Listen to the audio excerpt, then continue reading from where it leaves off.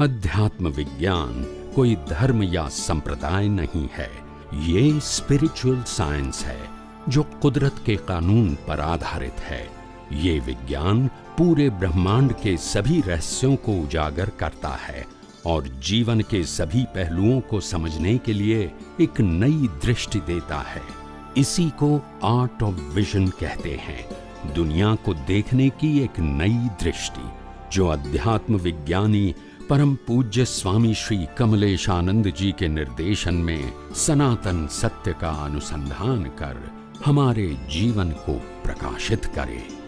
जय सच्चिदानंद। જ્ઞાની પુરુષ દાદા ભગવાન એ એક ઉપનામ છે, એ પોતે જ્ઞાની પુરુષ હતા. અને દાદા ભગવાનનો જે તમે પ્રશ્ન પૂછ્યો, તો દાદા ભગવાન એ એક ઉપનામ છે. શું છે? નામ નથી. જેમ કૃષ્ણ એ નામ કહેવાય ને વાસુદેવ ઉપનામ કહેવાય. ના સમજાયું? વાસુદેવ એ નામ નથી, એ ઉપનામ છે. It is a designation. શું કહેવાય? વાસુદેવ એટલે આપણે લોકો શું માનીએ છીએ કે વાસુદેવનો છોકરો એટલે કૃષ્ણ એટલે વાસુદેવ કહે છે. ના, વાસુદેવ એ પોસ્ટ છે. શું છે? જેમ ચક્રવર્તી પોસ્ટ છે, તીર્થંકર પોસ્ટ છે, એમ વાસુદેવ પોસ્ટ છે, પ્રતિ વાસુદેવ પોસ્ટ છે, બલરામ પોસ્ટ છે. અને પછી એ પોસ્ટ ઉપર આવેલા વ્યક્તિને નામ તરીકે ઓળખાય છે. સમજાય છે? એટલે એવી રીતે જ્ઞાન દાદા ભગવાન એ ઉપનામ છે. શું છે? એ બોડીનું નામ નથી, પણ એમનું આઈડેન્ટિફિકેશન, જગતને ઓળખવા માટે જેમ સ્થૂળ નામ હોય છે, એવું જ્ઞાની પુરુષને ઓળખવા માટે નામ આપ્યું દાદા ભગવાન. એ પોતે હતા આત્મજ્ઞાની પુરુષ, અનુભવી આત્મજ્ઞાની પુરુષ. અને એમનો જન્મ ગુજરાતની અંદર ભાદરણ એ એમનું નેટિવ પ્લેસ હતું. અને મોટાભાગનું જીવન એમનું યંગ એજનું જીવન આખું બરોડામાં ગયું. અને એ પોતે વ્યવસાય બિલ્ડિંગ કોન્ટ્રાક્ટર હતા. અને આધ્યાત્મ સ્પિરિચ્યુઅલ લાઈફમાં એ પોતે અનુભવી આત્મજ્ઞાની પુરુષ હતા. ખ્યાલ? અને એમને હજારો લોકોને આ જગતનું વિજ્ઞાન સમજાવવા પ્રયત્ન કર્યો. અને એમને એ વિજ્ઞાન અક્રમ વિજ્ઞાન તરીકે પ્રોજેક્ટ કર્યું. કઈ રીતે કર્યું? અક્રમ વિજ્ઞાન તરીકે. હું એ જ કુદરતી વિજ્ઞાનને હું આધ્યાત્મ વિજ્ઞાન તરીકે પ્રોજેક્ટ કરું છું. વિજ્ઞાન કોઈ દિવસ બે હોઈ શકે નહીં. સર્વકાળમાં એક જ હોય, બે ના હોય. ખાલી પ્રેઝન્ટેશન જુદું હોય. દરેક અનુભવી પુરુષોનું પ્રેઝન્ટેશન જુદું હોય. રામનું પણ જુદું હોય, કૃષ્ણનું જુદું હોય, મહાવીરનું જુદું હોય, પણ ત્રણેયમાં સાયન્સ તો એક જ હોય. સાયન્સ કોઈ દિવસ બદલાય, પ્રેઝન્ટેશન બદલાય because of his own experience.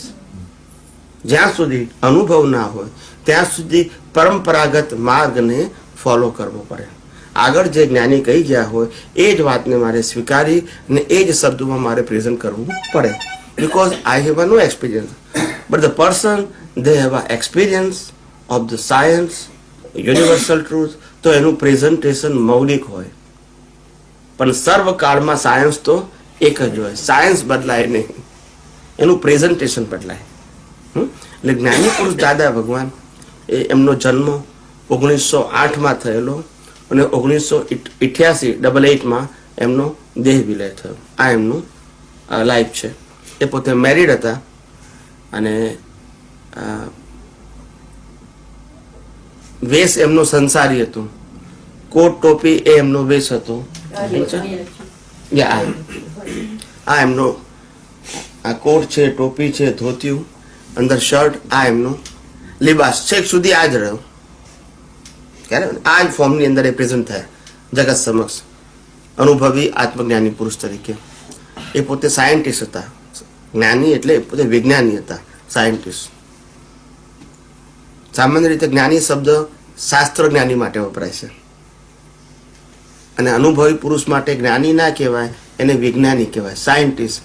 They realise the universal truth, એટલે એને સાયન્ટિસ્ટ કહેવાય. અને જ્ઞાની એટલે શાસ્ત્રોમાં લખેલી વાત પોતાની બુદ્ધિથી સમજણથી પ્રેઝન્ટ કરે છે, માટે એને જ્ઞાની કહેવાય. પણ અનુભવી ના કહેવાય. એટલે આ ડિફરન્ટ છે. સમજાય છે?